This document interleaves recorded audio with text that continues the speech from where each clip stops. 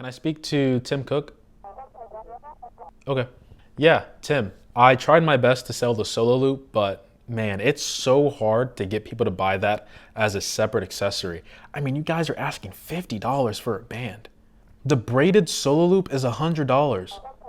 $100, Tim. That's 1/3 the cost of the SE. I mean, I'm no salesman, but are people really gonna buy that? You sold 5 million bands separately the first day? Wow, Tim, the profits must be nice. Oh, did I buy one myself? Yeah, I got the braided one. Yeah, I picked it up for 115. No problem. You know, I always gotta support you, Tim. Always. All right, talk to you later. Like I said, I tried my best to sell it on the channel. All right, see you. This will be my buyer's guide for the Apple Watch since Apple's watch department has matured over the years. And this year, with Apple releasing 2 watches instead of 1, we now have more options than ever, especially if you look at their used market. Now, this is just going to be a brief overview of all these 3 watches. It's really just more for people who already have an Apple Watch, whether they need to upgrade, or for people who don't have an Apple Watch, which one they should start off with, or which one would be the best option for them. But without further ado, let's start off with the cheapest option Apple still sells brand new on their website, which is the Apple Watch Series 3. And on some retailer sites, it sells for a lot cheaper. Can't say because I don't want my privileges to be revoked, but I'll have it on the screen for you. So the Apple Watch Series 3 came out in 2017, and this is a solid choice that has been improved upon from the Series 1 and 2. Now, even though it does have a 3-year-old stigma to it, I do think that this is a very good fitness tracker if you just want to get into the Apple ecosystem and don't want to break the bank with the Series SE or the 6. The Series 3 is also capable of tracking the same features on the Series 4 and above, and yes, even the dancing they showcased earlier this year on the Series 6. It is an older design, so you aren't getting as much screen estate with the redesign that's on the Series 4 and above. You also get limited watch faces, so some of the latest watch faces Apple comes out with, there's a 50-50 chance you'll get them. Also, if you're buying for family members, you won't be able to set it up with the Series 3. It has to be on the Series 4 and above because it requires cellular. There's also no always-on display, no fall detection, you're getting Bluetooth 4.2 instead of 5.0.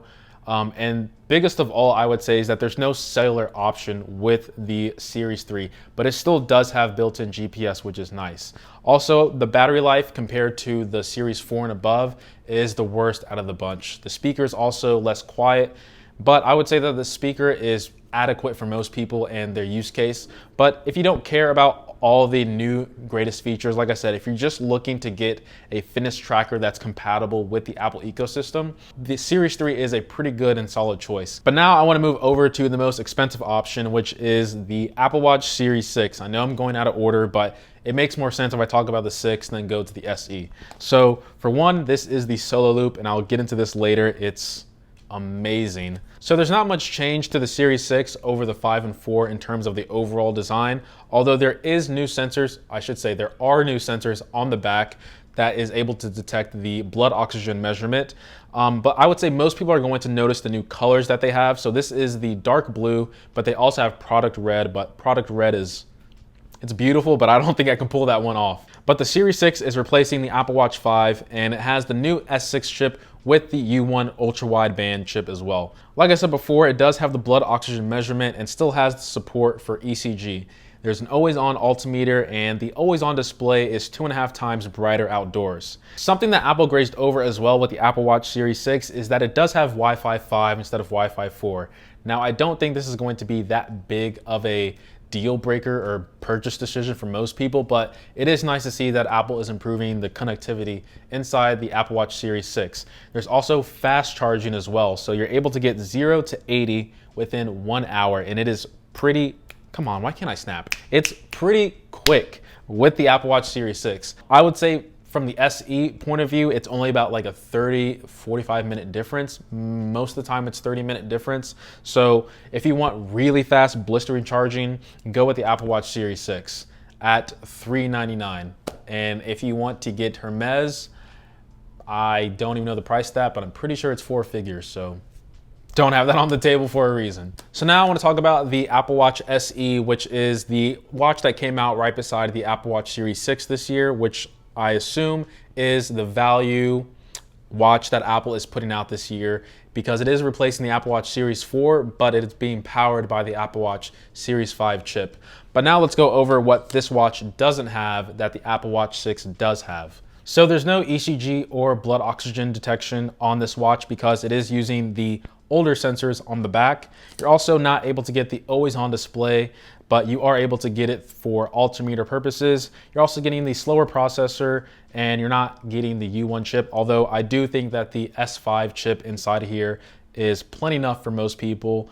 You're not getting any stainless steel options. You're also getting Wi-Fi 4 instead of Wi-Fi 5.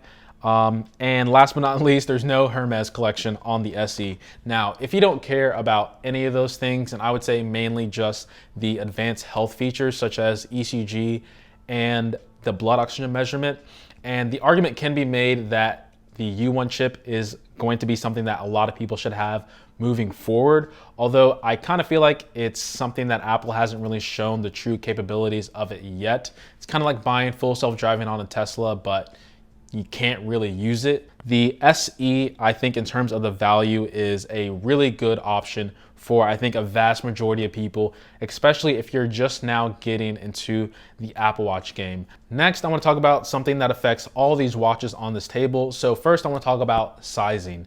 So the Apple Watch Series 3 comes in 38 and 42 millimeter, and then Series 4 and above comes with 40 millimeter and 44 millimeter. Now, with the older design of the Series 3, with the 38, it is adequate, but you will notice if you do look into getting the Apple Watch Series 4 and above that you are losing a lot of screen real estate with this older design. And it's just because Apple really pushed the screen as much as they could on the Series 4 and above. So with 44 and 40 millimeters, I know 4 millimeters doesn't sound big, but it's really hard to tell you guys unless you start using these watches day to day, so you can see the difference between 40 and 44. Personally, for me, I've only really noticed it when it came to getting notifications as well as just pressing things on the screen. I found it to be much easier on the 44 just because there's more stuff on the screen that it's able to fit. Although I would say personally, I am more than happy than going with the 40. And also the 40 just looks better on my wrist, in my opinion. 44 just looks, it's too big. Although it's just 4 millimeters, it's just way too big. But you do have to factor that you are getting a slightly bigger battery inside the 44 millimeter, although you're probably still going to get the same amount of battery life with all these watches, except for the 3. Fitness Plus is another major subscription service that Apple's coming out with later this year, and it's available on Series 3 and above. So if you are on 1 and 2, you're out of luck. I like that, 1, 2. If you are on 1 or 2, you're out of luck. So if you want to take advantage of Fitness Plus, you have to make sure that you're getting the Apple Watch Series 3 or above.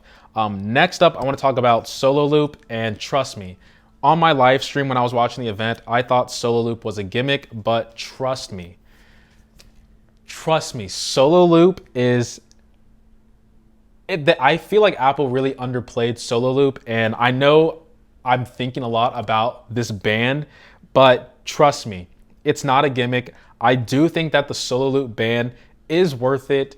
$50 though, I do think it's a little steep. I somehow managed to get it for like $24 at the Apple Store. I'll tell you guys that story later. But the Solo Loop, for one, I just feel like I have a lot less pressure on my wrist. My watch also feels lighter on my hand.